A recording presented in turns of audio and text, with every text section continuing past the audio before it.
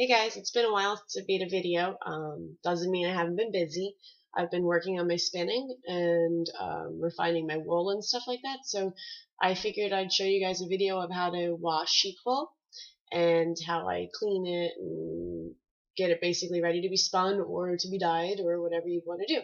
So let's start off by showing you my setup. I do it in a 2-bay sink. You can do it in a tub, and you can also do it in a dishwasher. I'll go through those ways if I can do this all at the same time and talk. So we'll see how that goes. First step is always to clean your sink. You want to make sure you don't have any debris. I like my sink because it's a 2-bay sink, and what I do is I fill up one side first and submerge my wool into it. And the whole thing is you don't want to agitate your wool too much because that creates felting. So what you do is you very lightly wash, and then you go to another wash basin basically, and then go back to the original one. Long story short, we're just going to clean it very gently in the sinks. And since my house is, well, it's not a hoopty house, but I don't have everything I need, I use a plastic bag to clog my drain. And I'm going to try and talk loud enough over the drain and over the sink and my sister, because my sister is hanging out today. She's watching TV in the background, so Nick Jr. is blaring. So what I do is I just fill the sink up with as hot as water as I can get. While that's going, I'm going to show you what else I do. One thing they tell you to do when you're washing it is to use some kind of a degreaser to break down the oils in the lanolin that makes the dirt adhere to the hair, basically. So what I do, you can use Dawn. That's like a big one in the spinning community. A lot of people like to use that one. Namaste Farms, which is a great website and a great YouTube channel. They use Dawn, but I don't. Of course I don't. I use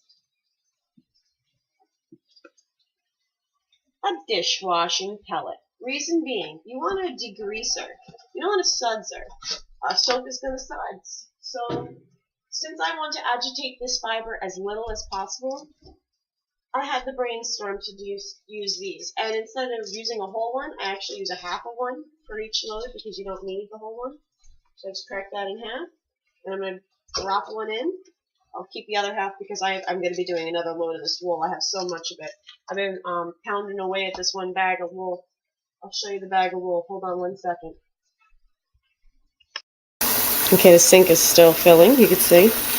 Now, the bag of wool. This was full. This is one of those giant garbage bags for like leaves and stuff like that. And I'm down to like maybe 2 loads worth of fiber I got to clean. But you see how gross and yellow it is? Wait till you see what color the water turns first shot in there. It's just totally gross. So, besides adding the little tablet, and you know what too, sometimes you have to break the tablet up. Oh, I'm getting messages. So, just break it up a little. Oh yeah, happy New Year's tonight, guys. I'm having a little party myself. So that might even be some of my guests responding.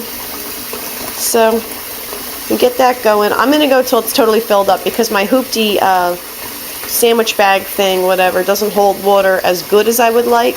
I have to immediately start to fill this one. So this goes in, and by the time that this one is full is when I pull it out of here and it goes into there. So I'll go through all that. But one thing I want to show you too, besides using the different type of soap, I also use essential oils. This is half of what I have. I have like another dozen oils, but I like to use patchouli and lemongrass. So I'll show you what I do with that.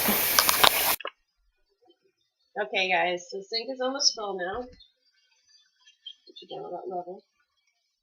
A little closer. Okay. So now that one's full, I'm going to jam my bag into my sink again to clog it up. Alright. And now this one's ready for fiber. So I'm just going to take big, there's a piece of hay. We don't want that to go in there. We'll try and get out what we can. If we see something big. Okay. So this big clumpus, and I just submerge it. You don't want to agitate it, you just submerge it. And there's still some space in my sink, so I'm going to add some more.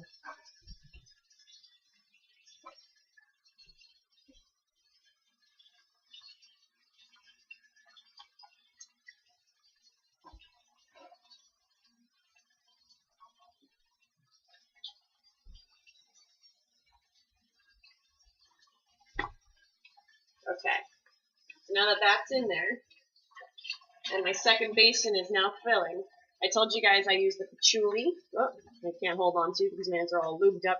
And the average person would have to wear gloves for this project, but I got the straight up farmer hands, so I don't need them. I can stick my hand right in the hottest. I could probably even turn my boiler up a little bit. So this is the patchouli, and it takes a lot of hard shakes to get it out of this freaking bottle. But basically, I want to say I got 10 drops of patchouli oil in there. You can also go by half a capful. Ow, there's a squirrel running up to me right now. Ow, Maple. Go away. Okay. So now the lemon, I do the same thing. I just kind of liberally shake it into the sink. This one I go heavier on. The thing about the lemongrass and the thing about the patchouli, the lemongrass is the immediate scent maker. It smells amazing as soon as you put it in the water. The patchouli is what hangs with the fiber long after it's done, and it's such a nice light patchouli that I really love it. I mean, I'm a fucking hippie, so we can be honest about it. I like patchouli. So, now that that's just about full, I'm going to take you with the camera and show you what it looks like. It's getting a little grimy. Okay, so we've got the wool in the sink. Actually, I'm going to wrap this thing around my wrist so I don't drop my camera into the sink. I'm just going to show you the color of the water. Oh, yeah, that's pretty, right? It's like clay colored. That's piss and shit, ladies and gentlemen. Yeah. It's kind of gross. That's why we clean it first. And you can see my water level has already dropped substantially. And that's why I fill it almost to the top, because by the time this one's ready, this is going to go out and go into there. There's a little hay on top. I'll just pull that out. Got my little debris pile right there. You really don't want to agitate it too much, but if you see something, you can. And I'm really serious about the don't agitate it. There's a lot of people that will really move their shit around and stuff like that, but I just get too scared. And I don't want to lose my fiber to bad handling. And honestly, I only have one sheep, even though I have 2 sheep. There's only one I can work with. Patty's is a really nice breed of sheep. And actually, to be honest, I have the book out here. I'll show you while the sink is filling. This is what Patty looks like. She's a Shropshire. They're a conservation breed. I can show you down here. They're raw and they're clean fibers and stuff. This is the most amazing book I've ever owned, ladies and gentlemen. This is the Fleece and Fiber Source Book. Although I have worked with 2 fibers that are not in this book, one being kangaroo, and the other one, that being a red kangaroo, and the other one being huskies, dogs, basically. So there are all different types of fibers. They go into all different types. I mean, the Angora rabbits and everything are in here, so it's kind of cool. The Dorset sheep, which our buddy, A World for Change, Wayne Metter, is a ex-farmer of, is in here too. I wish I could pull that one out real quick. I probably won't be able to find it because I'm looking for it, of course. But, oh, there you go, Dorset. So, and there's their type of fibers and everything. It's really cool. It just tells you everything about the fiber, the way you could dye it, how it's used, the length it grows in, the weight of the coat. Valuable book. Okay. You can see my stuff is still going down. There's still water in it. Now, what's very important about the not felting and the cleaning process is that you never go from hot to cold. That's what felts. Also, soap and heavy agitation felt. So I go from extremely hot to extremely hot. This is the only step where it has soap, because I just use the rest of the steps to rinse it out. So oil goes in there, and now I'm going to switch over to the other camera and pull this from here into there. Okay. Okay, guys, time to transfer my wool. I'm just going to turn this off for 1 second.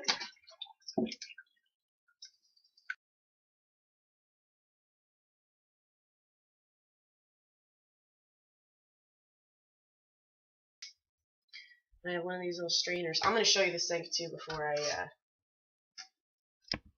you can see the sink. Wow, who don't want to drop you in it? See how nasty that is? Okay, So I'm just going to scoop that in and under so that none of this hair goes down my drain. This will keep being recycled.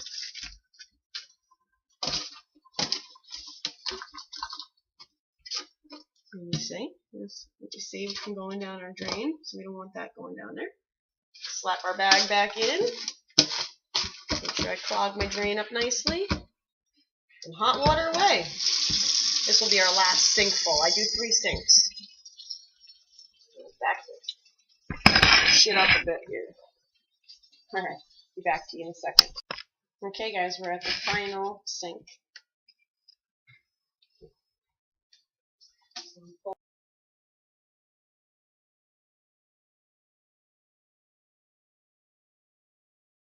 And this is pretty much going to be done when the water runs down low enough, and then I'm going to pull it out. We're going to go to the washing machine. There we go. See now, this was all I got for second. Alright guys, we're on our last rinse. Well actually this is the pull out stage. We got our bowl here.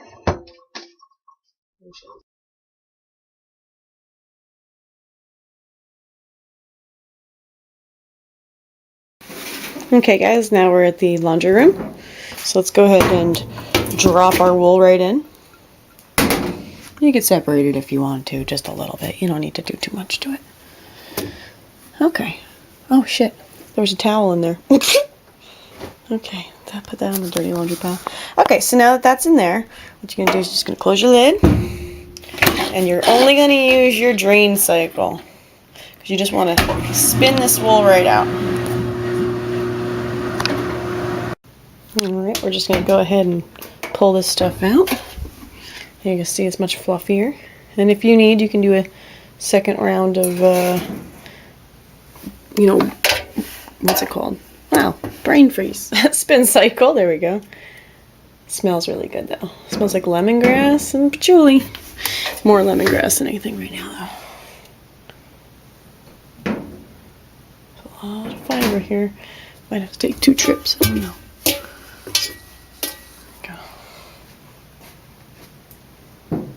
So I can get it to stay well in the bowl here.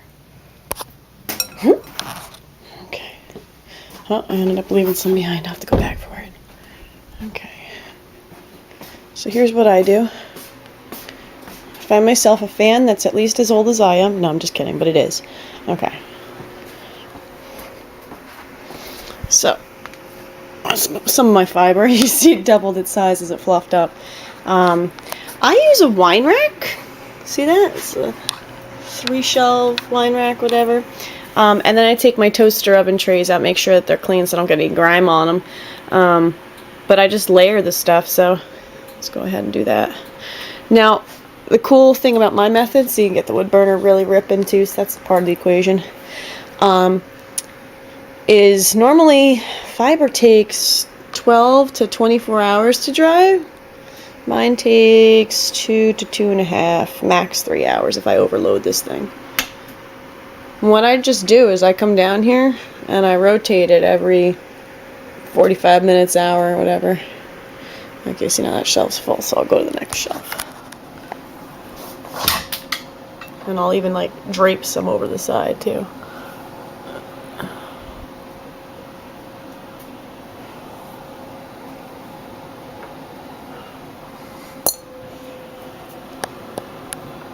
And get it all in there real good.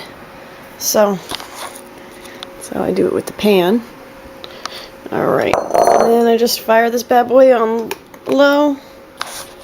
If it starts, it starts. Does it start? Apparently I need to plug it in.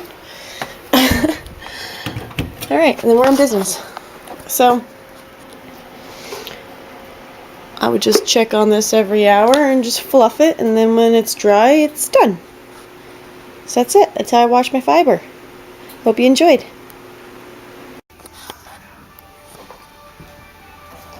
Oh, I wanted to catch you playing with your elephant.